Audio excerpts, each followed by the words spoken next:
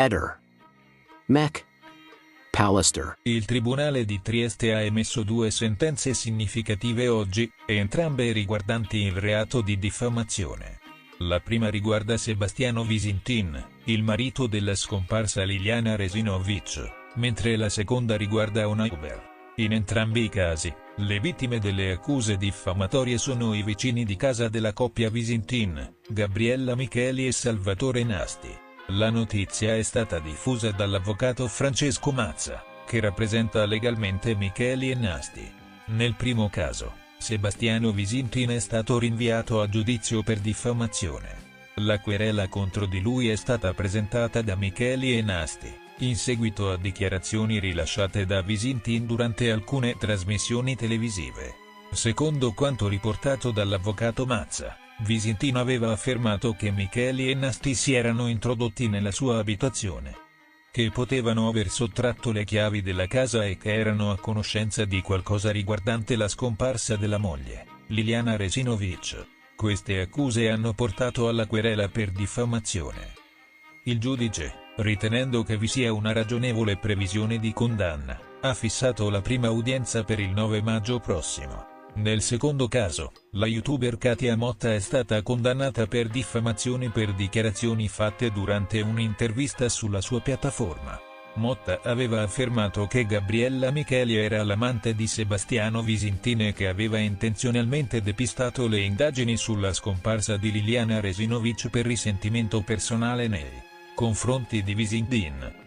A seguito di queste accuse, Motta è stata condannata a una multa di 1.000 euro, a un risarcimento di 6.000 euro nei confronti di Gabriella Micheli e di 1.000 euro nei confronti di Salvatore Nasti, oltre al pagamento delle spese legali. Entrambi i casi evidenziano la gravità delle accuse diffamatorie e l'importanza di verificare accuratamente le informazioni prima di diffonderle pubblicamente.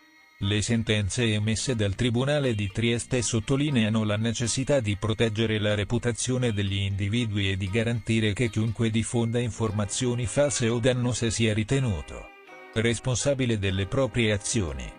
Dalle voci che girano, a quanto pare i legali di Sebastiano sarebbero soddisfatti di questo rinvio perché dicono di aver acquisito abbastanza materiale da potersi fare giustizia quando sarà il momento opportuno. Il caso dell'omicidio di Nada Cella, la segretaria brutalmente assassinata nel suo studio di via Marsala a Chiavari il 6 maggio 1996, continua a svilupparsi con nuovi sviluppi e testimonianze. Al centro del processo c'è Anna Lucia Cecere, accusata dell'omicidio e difesa dagli avvocati Gianni Roffo e Gabriella Martini. Tuttavia, un altro personaggio chiave è il commercialista Marco Soracco, che domani potrebbe intervenire nel processo con dichiarazioni spontanee. Soracco, assistito dall'avvocato Andrea Vernazza, è accusato di favoreggiamento. In un'affermazione recente, Soracco ha chiarito: "Non sono andato a uscio con Anna Lucia Cecere, ma con un'altra persona, una mia amica". Questa dichiarazione è destinata a smentire la testimonianza di Adriana Berisso, ex vicina di casa di Anna Lucia Cecere, che durante l'udienza precedente ha affermato di aver avuto una conversazione con Cecere. Berisso, chiamata come testimone dell'accusa dalla PM Gabriella Dotto, ha riferito che Cecere le avrebbe chiesto in prestito un vestito per andare a ballare a uscio con Soracco. Soracco ha ulteriormente specificato: "Se c'era anche Anna Lucia Cecere non posso escluderlo, ma non lo ricordo. A uscio quella sera andai con una mia amica, una compagna di università che frequentava la scuola di ballo". Il motivo per cui Soracco desidera chiarire i dettagli di quella serata è smentire la tesi dell'accusa secondo cui lui e Cecere si frequentassero prima del delitto di Nada Cella. Inoltre, Soracco intende correggere un altro aspetto menzionato da Berisso: il luogo in cui ha parcheggiato la propria auto. Berisso aveva affermato in aula di aver capito che Cecere e Soracco fossero andati a uscio insieme perché aveva riconosciuto l'Audi 80 che Cecere, titolare di una concessionaria, aveva venduto a Soracco qualche anno prima. Secondo la testimonianza di Berisso, l'auto sarebbe stata parcheggiata nel cortile davanti alla casa di Cecere e Berisso. Tuttavia, Soracco ha intenzione di spiegare che in realtà l'auto era parcheggiata in paese, non davanti casa di Anna Lucia Cecere, che non sapevo neppure dove abitasse. perché la mia amica che ero passato a prendere abitava nelle vicinanze. La donna che avrebbe accompagnato Soracco a uscio quella sera sarà chiamata a testimoniare dalla difesa di Soracco per confermare le sue dichiarazioni, inclusa la cena al lago di Lagopiane, che Soracco sostiene di aver fatto con lei e non con Cecere. Soracco afferma di aver incontrato Cecere solo qualche volta prima del delitto, passeggiando verso la chiesa in cui andava a messa. Le indagini sul caso di Nada Cella hanno visto il coinvolgimento di vari testimoni chiave. I carabinieri che condussero le indagini subito dopo il delitto e Adriano Berisso sono stati protagonisti dell'udienza di questa mattina.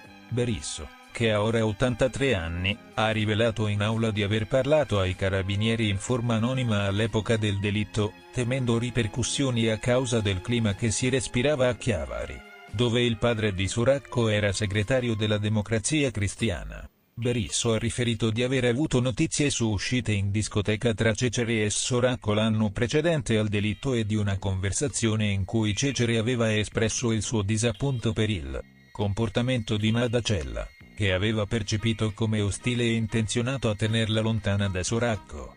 Il maresciallo Giuseppe Mariotta, all'epoca in servizio presso il nucleo investigativo di Sestri Levante, ha confermato che Berisso aveva parlato di un'attrazione di Cecere verso Soracco e di una proposta di matrimonio fatta da Cecere a Soracco. Un altro dettaglio emerso dalle indagini riguarda i movimenti sospetti di Cecere il giorno del delitto. Secondo la fonte anonima, Cecere sarebbe uscita di casa prima del solito, rientrata poco dopo e uscita di nuovo.